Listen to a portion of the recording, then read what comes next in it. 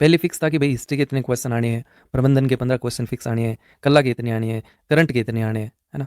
लेकिन नए सिलेबस आने के बाद ये चीज़ें जो है वो रैंडमली पूछी गई, क्योंकि क्राइटेरिया फिक्स नहीं रखा। तो अपन के लिए ये जानना ज़रूरी है कि जो अभी भर्ती संपन्न पूरी तरीके से नहीं हुई है, उसमें पेपर में किस तरह से कितने क्वेश्चन जो है हर पोर्शन से पूछे गए थे।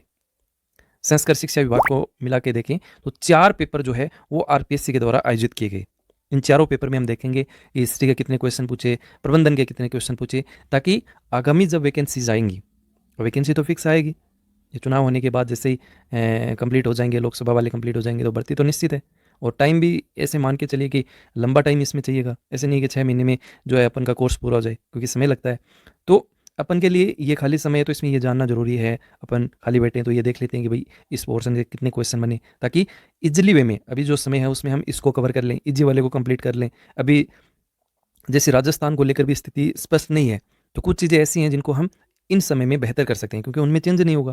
तो चेंज नहीं होगा तो हम उसको अच्छे से अभी खाली समय में हम देख लेंगे। तो सबसे पहले देखिए, मैं ये चर्चा करूंगा हिस्ट्री वाले पोर्शन को लेकर।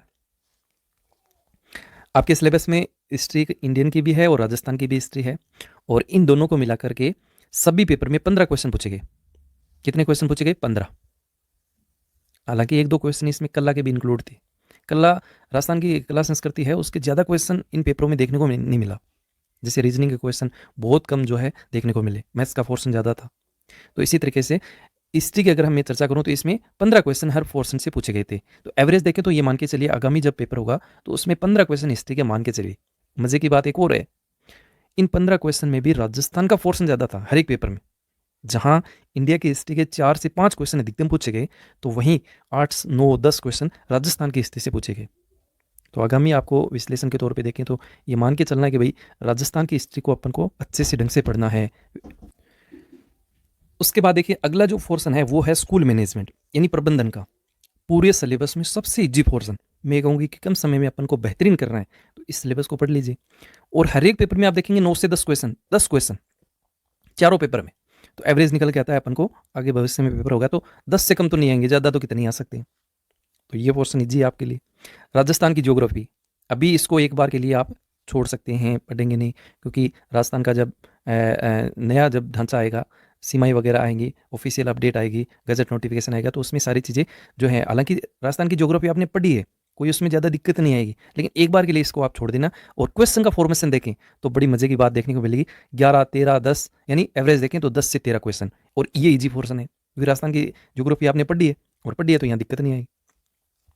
हिंदी की चर्चा करें तो हिंदी और इंग्लिश में 5-5 क्वेश्चन, 5-5 क्वेश्चन, 5 क्वेश्चन यहाँ फिक्स थे।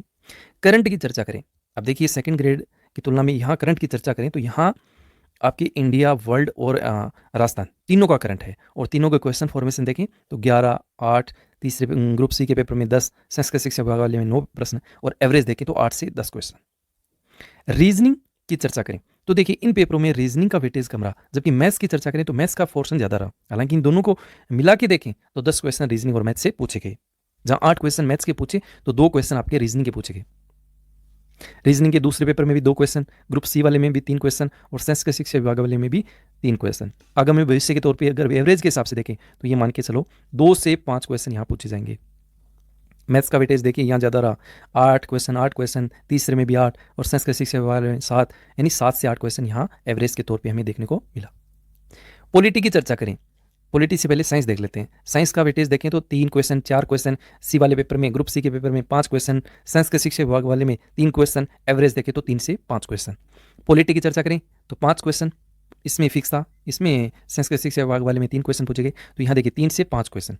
और ये पॉलिटी वाला जो पोर्शन है वो उसको भी हार्ड नहीं कहेंगे, ऐसा नहीं कहेंगे कि ये पोर्शन हम कवर नहीं कर सकते हो। इंग्लिश का पोर्शन, इसमें 5 क्वेश्चन, हिंदी और इंग्लिश में 5-5 क्वेश्चन।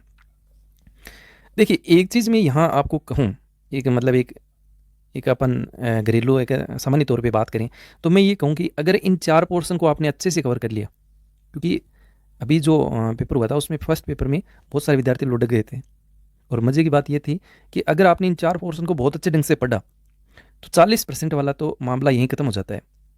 क्योंकि इंडिया की हिस्ट्री से 15 क्वेश्चन, मैनेजमेंट के 10 क्वेश्चन, राजस्थान की ज्योग्राफी के 10 क्वेश्चन, हिंदी के 5 क्वेश्चन, और करंट के 8 से 10 क्वेश्चन इजी वाले पोर्शन से आते हैं। भाई करंट पढ़ते हो, रेगुलर पढ़ते हो, पढ़ाई करते हो तो करंट आपके जहन में रहता है, तो उसको हम हार्ड नहीं कहेंगे। तो ये क्वेश्चन कितने होते हैं अगर 4 पोर्शन के देखें तो 15 10 25, 25 10 35, 35 5 40 और यहाँ देखें तो 10 50, 50 क्वेश्चन का मीटर। तो ये आपके 4 पोर्शन है जिसमें मैंने पॉलिटी को अभी इंक्लूड नहीं किया है। और 50 की तैयारी करते हैं तो नीचे वाले 4 पोर्शन आप बिल्कुल ना देखो, रीजनिंग मत देखो, साइंस मत देखो, पॉलिटी मत देखो, इंग्लिश मत देखो, मैथ्स मत देखो, 40% वाला तो निकल जाता है। लेकिन ये रणनीति गलत है। आगे आप तैयारी करोगे तो ये तो प्राथमिकता से आपको तैयार करनी है। ये 4 पोर्शन तो पहली प्राथमिकता तो आपकी इन पे होनी चाहिए, क्योंकि वेटेज के हिसाब से देखें तो ज़्यादा है भाई। सबसे पहले इजी वालों को क्या करेंगे, स्कूल मैनेजमेंट का पोर्शन सबसे इजी है, मैं करवा भी रहा हूँ, बहुत इजी है, तो इसको पहले निपटा लो। हिस्ट्री को निपटा लो, उसमें इंडिया की हिस्ट्री है, उस पर थोड़ा सा कम ध्यान दे लो भाई, राजस्थान वाली का ज़्यादा दे लो। और राजस्थान की ज्योग्राफी ईजी है, लंबे समय से पढ़ते आ रहे हैं, उसमें दिक्कत नहीं है। हिंदी वाला पोर्शन ईजी है, तो कई कहेंगे कि हिंदी में हार्ड लगता है, भाई इंग्लिश की तुलना में हिंदी ईजी है, क्योंकि हिंदी में चीज़ें समझ में आने के बाद अगर क्वेश्चन गलत होता है, आपको पता लगता है कि उपसर्ग में ये चीज़ें हैं, संधि में ये नियम है, पढ़ लिए, अब गलत हो रहा है तो ये आपकी गलती है। मैथ्स और इंग्लिश में तो ये भी कह सकते हैं कि भाई इनमें समझ में नहीं आता, तो ये बात तो हो सकती है। बाकी देखिए मैं तो ये कहूँगा कि इन पोर्शन को भी आपको हल्के हल्के तो करने चाहिए, जिसमें देखिए अगर मैं कहूँ पॉलिटी वाला, ये इजी वाले में भी जाएगा, इजी वाले में भी आप कंप्लीट कर सकते हो, क्योंकि पॉलिटी बहुत ज़्यादा हार्ड नहीं कहेंगे, बहुत ज़्यादा हार्ड नहीं कहेंगे। एक बार आपने पढ़ ली तो ये मान के चलिए 5 नहीं तो 3 क्वेश्चन तो आप इसमें निकाल सकते हो। साइंस है तो साइंस के लिए मैं सजेशन करूँगा 9 से 10वीं की एनसीईआरटी, केवल 2 किताबें, हूबहू क्वेश्चन आते हैं, आप मिला के देख लेना। 6ठी से 10वीं की हिम्मत हो तो वो पढ़ लेना, बाकी 9th 10th की 2 बुक्स भी पढ़ते हो तो यहाँ से ये वाला पोर्शन अच्छे से कंप्लीट हो जाएगा। बाकी रीजनिंग और मैथ्स की चर्चा करें तो सारे टॉपिक हार्ड नहीं होते हैं, और ऐसा भी नहीं है कि इस पोर्शन को आप पूरा इग्नोर कर दें, बहुत सारी चीज़ें ईजी हैं। जैसे 5 का टॉपिक रीजनिंग में आता है, एक बार अच्छे टीचर से आपने समझ लिया, गलत क्वेश्चन हो ही नहीं सकेगा, बहुत ईजी एक क्वेश्चन आपको देके जाता है। इसी प्रकार में मैथ्स में भी कुछ ऐसे टॉपिक हैं जो बहुत आसान है, मैं भी कोशिश करूँगा करवाने की।